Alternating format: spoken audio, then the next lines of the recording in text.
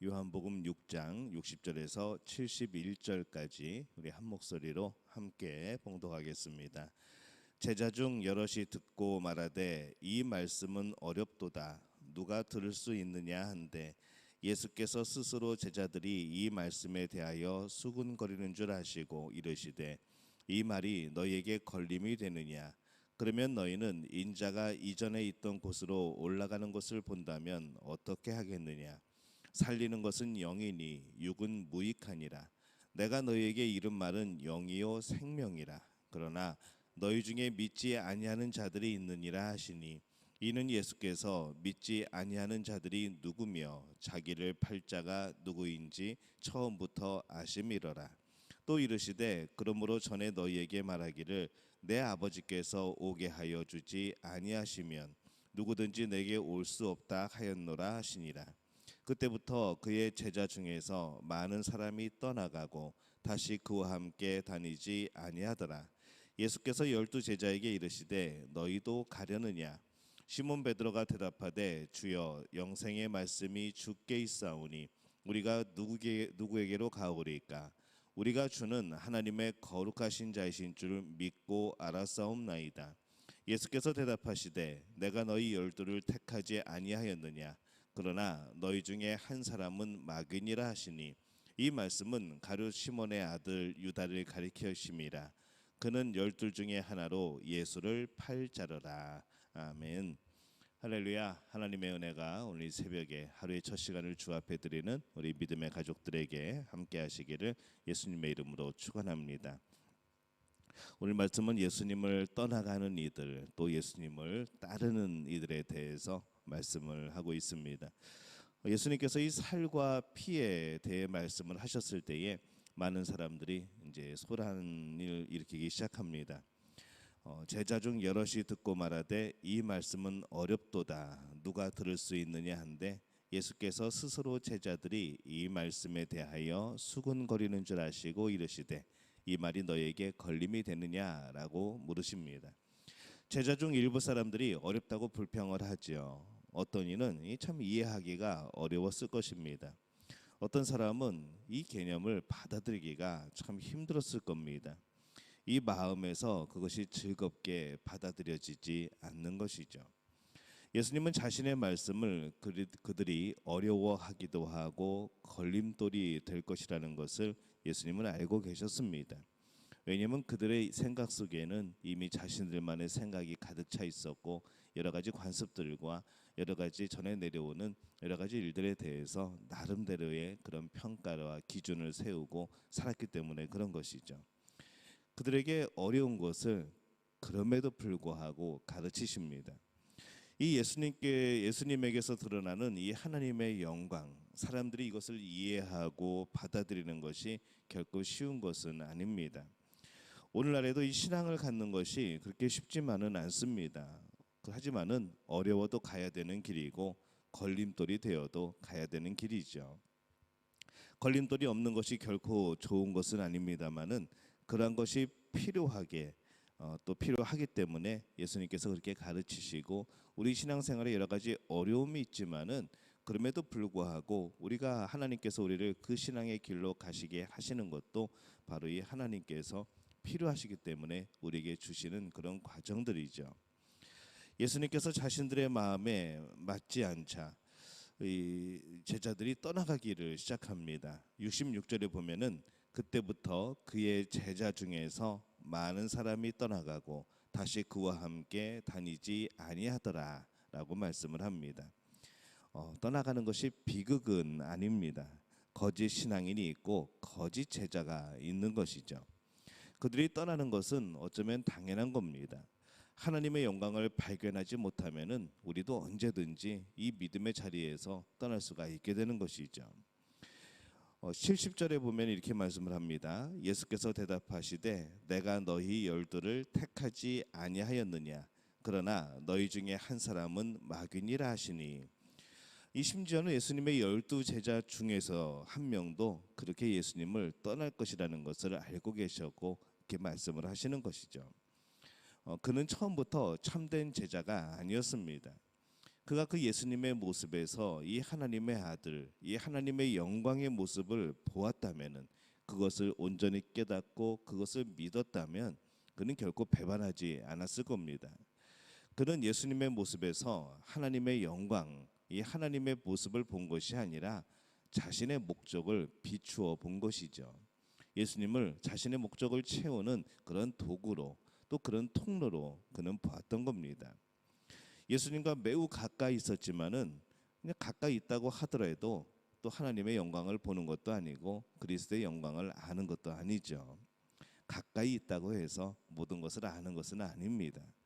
오늘날 이 신앙생활에서도 우리가 이 하나님의 신앙을 깨닫는다면, 하나님의 사랑을 깨닫는다면, 우리가 그 영광을 볼 수 있다면은 우리는 그 신앙의 자리를 떠날 수가 없는 것이죠. 하나님의 사랑이 어떠한 것인데, 예수님의 희생이 어떠한 것인데 우리가 어떻게 예수님을 떠날 수가 있겠습니까? 그 사랑을 잃어버리는 순간에, 그 사랑을 깨닫지 못하는 순간에, 하나님의 위대하심을 놓치는 그 순간에 우리는 언제든지 어느 곳에서든지 우리의 신앙을 떠날 수가 있게 되는 겁니다. 그래서 우리가 제일 중요한 것이 무엇인가 하면은, 우리들은 우리의 삶을 통치하시는 이 하나님의 손길, 이 하나님의 영광을 볼 수 있어야 하는 것이죠. 우리가 우리의 의지로 신앙생활을 하기 시작하면은 그것은 사실 얼마 가지 못합니다. 늘 우리의 감정에 휩쓸리고 우리의 상황에 휩쓸리고 우리의 문제 앞에서 휩쓸려 가는 것이죠. 그것은 진정으로 예수님께 말씀에 뿌리 내린 신앙이 아닙니다. 내 안에 기반을 둔 신앙, 그것이 어떻게 하나님을 신뢰하는 것이고 예수님을 믿는 것이겠습니까? 내 자신을 믿는 것이지. 이 하나님의 영광을 보지 못하면 우리는 결국 멸망에 이릅니다.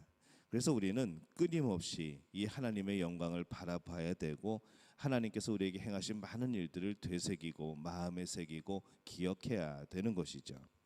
63절에 보면은 살리는 것은 영이니 육은 무익하니라. 내가 너희에게 이른 말은 영이요 생명이라. 이렇게 말씀을 합니다. 이 살리는 영, 우리에게 생명을 주는 성령을 말씀을 하죠. 또한 육은 무익하니라 해서 이 육은 이 육적인 우리의 육체적인 면만을 의미하는 것이 아니고 바로 이 세상을 살아가는 모든 사람을 의미를 합니다.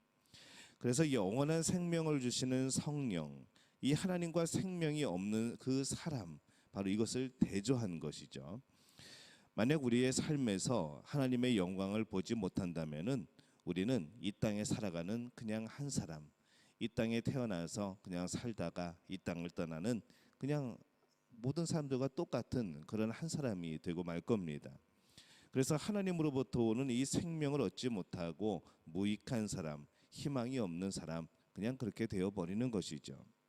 하지만 우리가 하나님을 발견하고 하나님을 찾고 예수 그리스도를 통하여서 우리에게 오심을 깨닫고 또 그를 통하여서 영원한 생명을 얻는다 한다면 우리의 삶은 그냥 잊혀져 가는 삶이 아니라는 겁니다.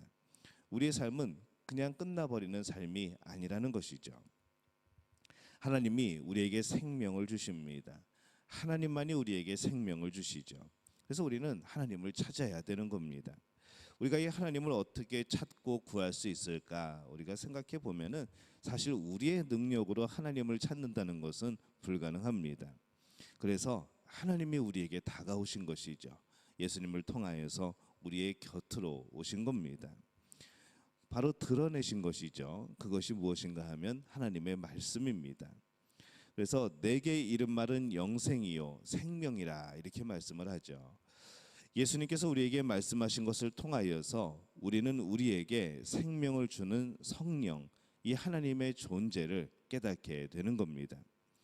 우리는 이 말씀을 통해서 성령을 알게 되고 생명을 주시는 예수님을 더욱더 깊이 알 필요가 있습니다.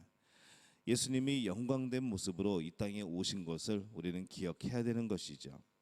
그래서 그것을 알기 위하여서 더욱더 말씀 속으로 깊이 들어갈 필요가 있습니다. 우리가 이 하나님의 말씀을 읽을 때 또다시 육신의 수준에 머물러서 기적을 제외하거나 자신의 이해관계에서만 이 하나님의 말씀을 해석하면은 우리는 깊은 신앙으로 들어갈 수가 없습니다.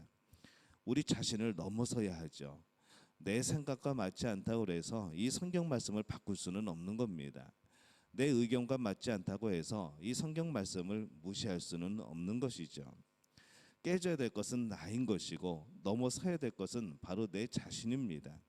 그래서 우리가 이해하지 못하는 하나님의 영광을 이 말씀을 통해서 깨달아야 되는데, 이 말씀을 신뢰하지 못하면 하나님의 영광도 이해할 수가 없게 되는 것이죠.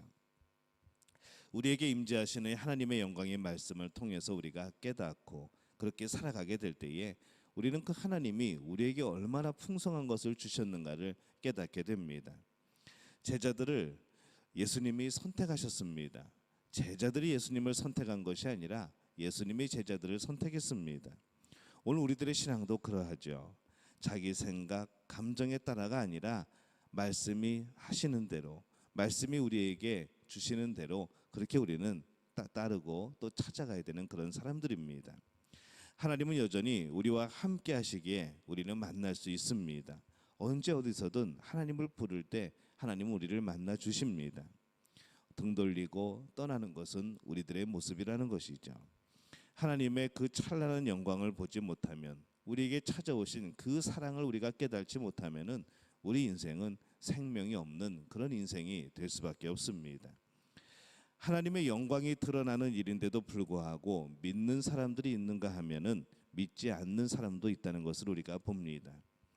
얼마나 우리들의 자아가 강한지 예수님 앞에서도 예수님을 떠나가는 사람들이 있다는 것이죠.